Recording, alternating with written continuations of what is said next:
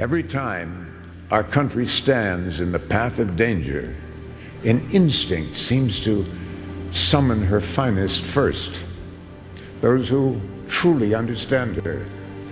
When freedom shivers in the cold shadow of true peril, it's always the patriots who first hear the call.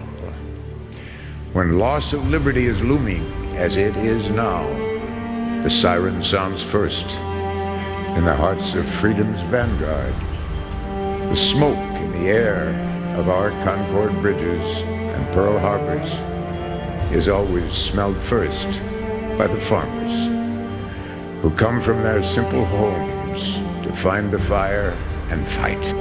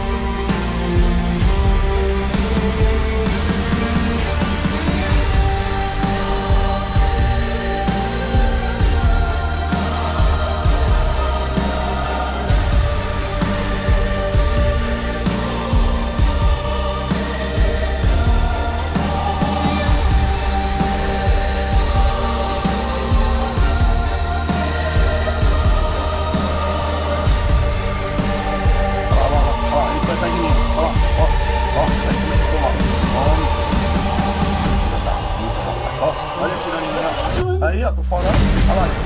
Aí eu parei de atirar, tá vendo? Aí veio de novo, ó. Aí eu não atirei mais, aqui, ó. Certo? Ó, aí eu vim, tirei a arma, ele tava vivo ainda, ó. Peguei a arma dele, ele tava vivo querendo levantar, eu dei um chute nele, ó. Olha lá. Ó, aí, ó.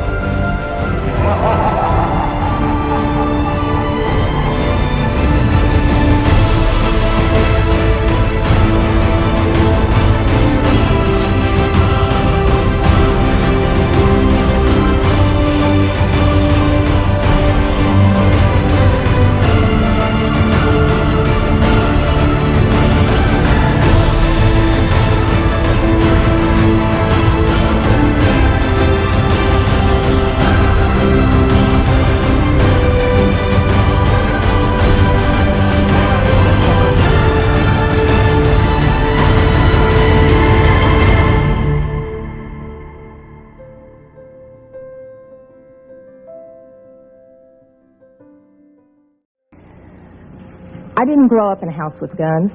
I don't hunt. I personally abhor hunting. But I was given a gun by a friend when I was 21 to carry in my purse for self-defense, and I was taught how to use it. A couple of years ago, my parents and I went to a cafeteria in Texas on a bright sunny day. We weren't in a dark alley where we weren't supposed to be. And as you all know the story, this madman drove his truck through the window. And he began shooting. Well, immediately, my father and I got down on the floor and put the table up in front of us. And this guy kept shooting. And you're thinking, well, you know, what could it be? Is it a robbery? That's the first thing that generally comes to mind. And he keeps shooting.